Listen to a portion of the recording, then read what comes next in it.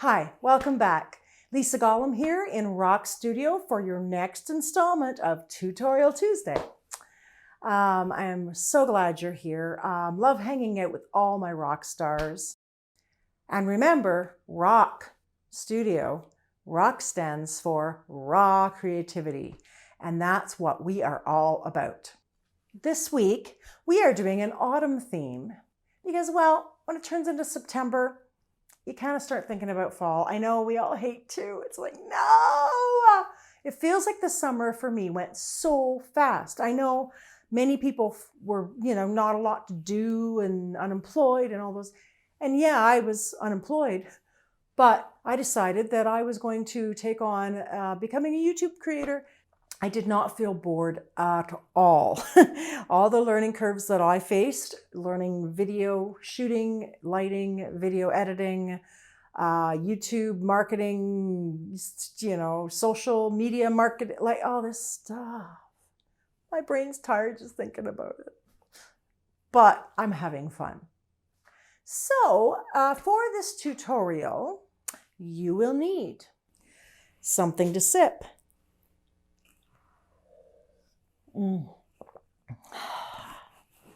Dug out the beer stein tonight. Oh, makes the beer taste better. Of course, you will also need a canvas, a palette, a container of water, paper towels,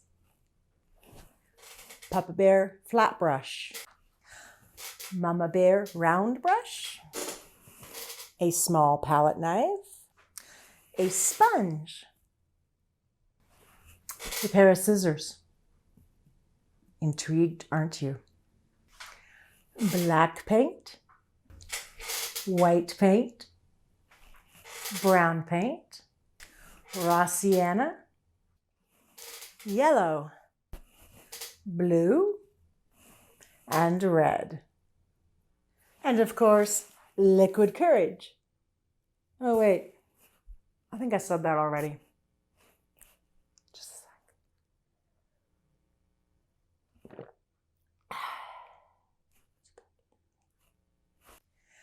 So we're doing a little more of a realistic painting this week, but I don't want that to freak you out in any way, shape, or form. And I don't want you stressing. You need to save those white knuckles for the steering wheel in the car, not for this. Always relax when you have a paintbrush in one hand and a beer in the other.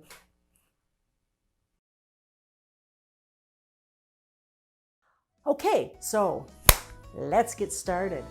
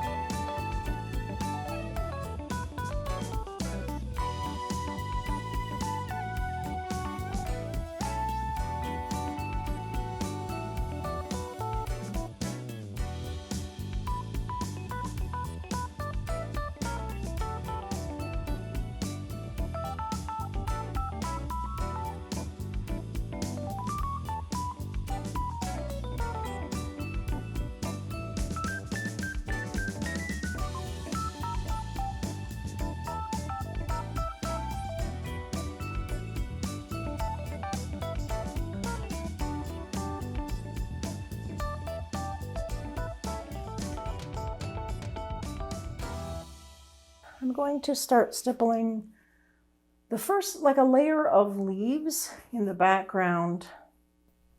And at first you're going to go, whoa, just kind of picking some areas where there's going to be leaves.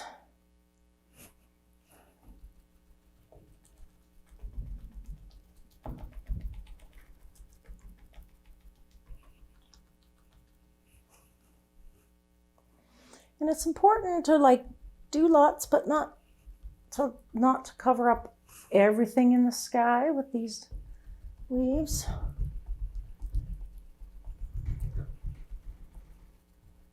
Some of them are lightning, and that's just perfect. In fact, that's cool.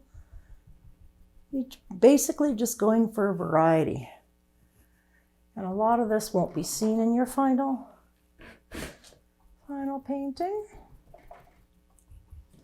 The drier it is, the more like leaf-like little marks you're going to get. And you're going to go over into the middle a little bit. So you're just like picking areas where you're going to have fall leaves.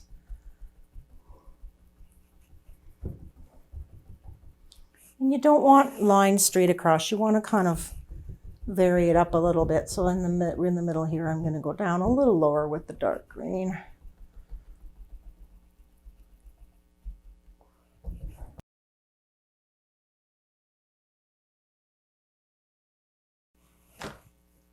Now, we're going to break out the red. Now we're going to try and mix kind of like a dark burnt orangey. My red's a little dry, this paint, so I'm just working some water into it first. And I'm just going to add some brown. And some yellow. I'm going for like a dark burgundy / burnt orange. So you're going to do the same thing, except you're not going to do every part. You're just going to do a little bit with this one. It's more like you think of bunches of grapes or clumps of cherries rather than polka dots.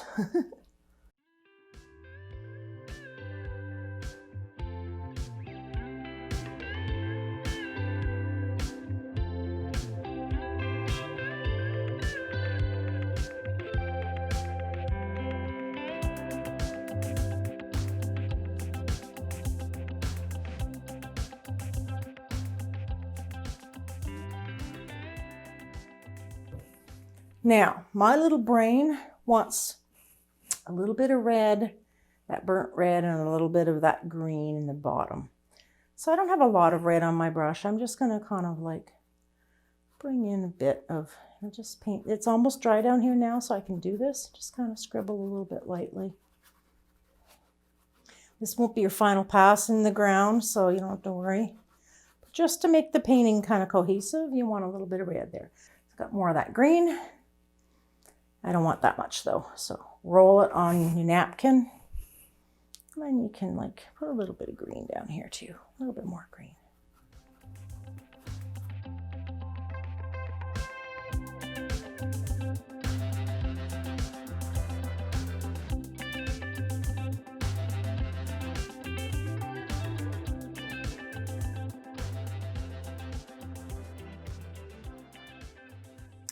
Okay, for the next step in this painting, we are going to use a sponge. I found one that had lots of nice holes, so I quite like it, but any sponge will do. But the trick being you don't want a flat surface for stippling onto your painting. You want it to be kind of chewed up. So I take scissors and just kind of cut little pieces out, just kind of randomly. You do want to make sure you do this and get any excess little bits of sponge that are precariously hanging from the spongeness. You don't want them going into your painting. Now you have this pitted gloriousness in your sponge that will make really interesting leaf shapes on your painting. But before we use this, we do have to mix some colors, because once we start using this, we want to just kind of keep going. First thing I want to mix is a yellow ochre with white or raw sienna. Actually, I have raw sienna, but mixing raw sienna with white will give you yellow ochre. It's just kind of a scuzzy, blech-y, kind of a yellowy, browny. It's not a beautiful color. You can tell I like pinks and purples and glorious colors. Fall colors really aren't me, but this color is actually really glorious for things like earthy tones. And it is very nice for fall colors, very appropriate. I'm actually going to use the little knife that I told you needed to mix the paints because that works really well. I'm just going to mix some white and some ochre just to get like a sort of a beige, actually. And kind of any shade of beigey will do, just like that. You don't have to mix perfectly either. In fact, for this technique, the looser mix with more variation actually will look better in the long run. So once I do that, I'm going to wipe off the knife. So now I've got my yellow ochre and white. Now I want to mix some orange. So I want to take some red. I know my palette's getting messy. And some nice yellow and probably all of the yellow and really to make a nice orange. Palette knives are nice for mixing colors because you can kind of press and mix those colors together really quickly. But I'm looking at that and it's very red. So I did have another pile of yellow. And so I'm just going to take some of it and add it to this. Glorious to get a nice orange. So I've mixed a beige and a nice pretty orange. You can really use any colors you want. I'm going to use some pure red, but I already have that because it's pure red. I also want some pure yellow. And that's pretty much it. But any color that you like and you think is really fall trees to you, you can use. I actually had to Google whether the leaves on birch trees turn color in the fall. I know, I've been on this earth for how many years? I don't want to even tell you how many years.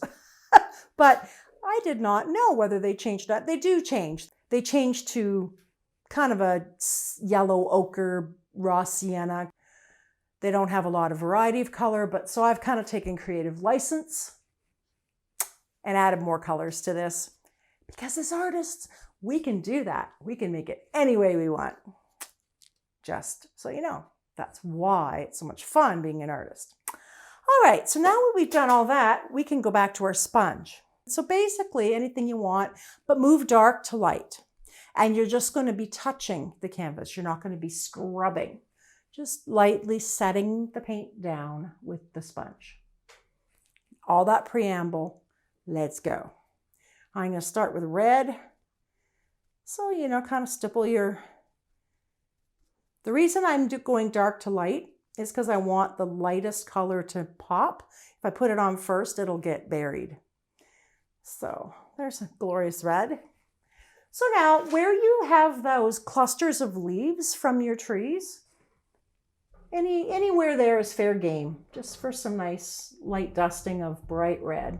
And you can see it makes really cool patterns. I'm not going to overdo any one color. And that's really tempting to put everything everywhere. Just kind of choosing my drama spots a little bit. And again, you don't want a big thick gob of paint on the canvas because they will have to dry. But yeah. So once you've got a little red, and the red will make the painting pop a little more, which is nice. I'm also going to put a little bit of red, not much, and I'm just kind of randomly sort of, rather than just totally stippling, I'm kind of pushing and dragging a little bit just to get some, as if some leaves have fallen on the ground. Just subtle. Isn't that nice? Subtle. Now, with this, every time you do a color, you will have to wash it with a sponge. That's one of the reasons I like a big canister of water as opposed to a little cup or jar. I can put my hand right in it and squeeze that sponge until it gets more or less clean. It doesn't have to be perfect. So I'm going to take orange and get it kind of saturated and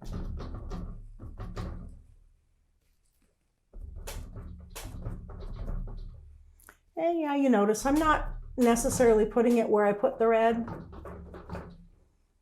You can go like more into the edges of your clusters with a sponge, because it makes marks that look kind of like little leaves. I got more red over here, so I'm not going to use much orange there, but I'm going to put an orange segment there. You put it a little bit in the bottom as well. It brings a little bit of unity. All right, let's wash her out again. Squeeze, squeeze, squeeze. All right, so let's get some yellow on this bugger. There we go. Yellow is one of my favorite steps because now we can brighten. Now, the more you push on your sponge, the more you will mix the color with the colors underneath it because they're still wet. So with acrylic, colors will mix as long as they're still wet. So yeah, again, I'm not putting yellow everywhere. I'm kind of picking my drama spots.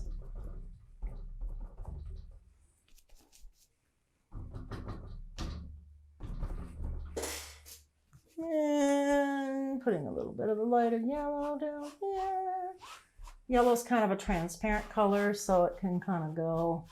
I even like a bit of yellow on this green that's here, because I don't know, just makes it, warms it up. Yellow's a very nice warm color.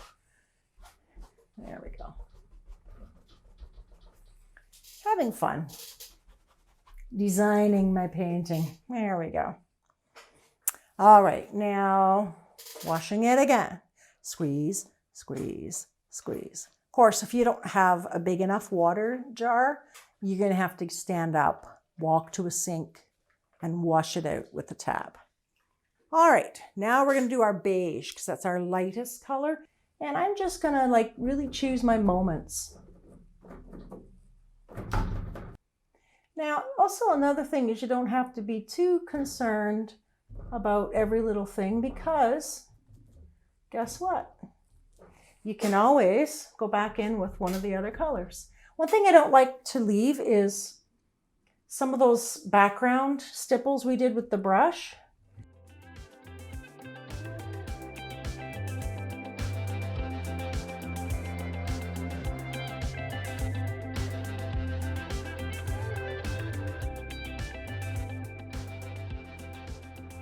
Now, we're going to decide, there's going to be two trees that are closer, and just making sure neither of them goes dead center.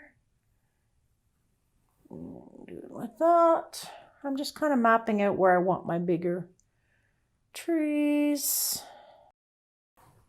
Doesn't really matter. I think this one's going to be kind of like a double tree.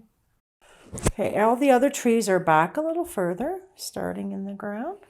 So now we just kind of, with patience, fill these in. You can really overload your brush, especially since this is a little textured underneath. But to me, that just lends to the texture in the tree, in the trunk. So that's not bad. Now I'm using Papa Bear kind of this way instead of this way, but you can use it in either way. Sometimes I like to do that, and you can push on it a little harder, because for this you need to push a little bit because you want to get the paint really into those grooves. The birch trees don't get really fat at the bottom, but they are probably a little fatter at the bottom than they are at the very top, for sure. So you can go down like I do. I just kind of prefer moving downward as opposed to painting upwards. You can try both ways.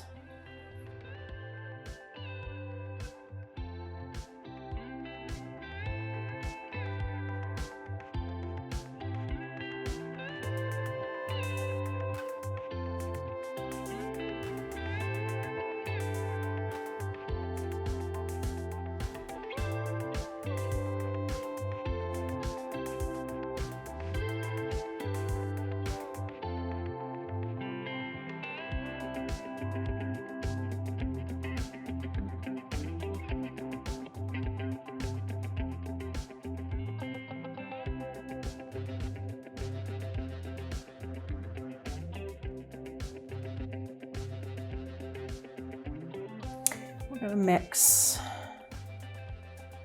some gray. Now a little trick. In nature, just mixing black and white isn't very natural. So I'm actually gonna add a little bit of the burnt sienna. Sort of looking a little bit more warm gray, which works really well with our autumn painting. To have a nice warmer color instead of a cold gray. Okay, so for the next step we need Papa Bear. So I'm gonna get that color of gray on Papa. I don't want him too much paint on him, so I'm gonna drag him on my napkin a little bit. And then I'm gonna take this and I'm going to, in a C shape or sort of the shape of a smile, just kind of doing this. Now you don't have to do it everywhere. And it is good. Yes, it's going to mix with the white.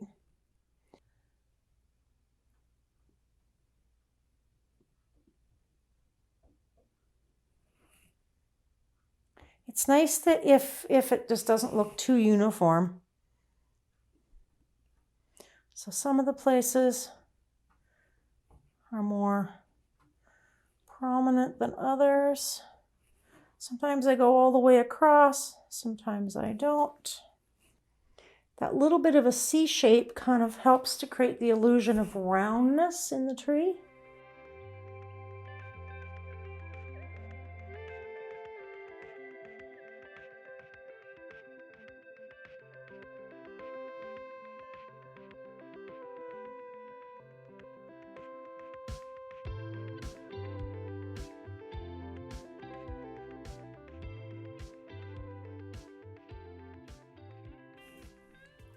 So now we need our knife and we need the pure black.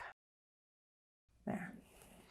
So you'll notice I turned my picture sideways because I want to be able to come in with the knife and pull towards myself. I don't like going with the knife this way. It's awkward. It's easier to do this motion. So I'm going to flick downwards. For those of you who haven't done this in a tutorial with knives before, knifing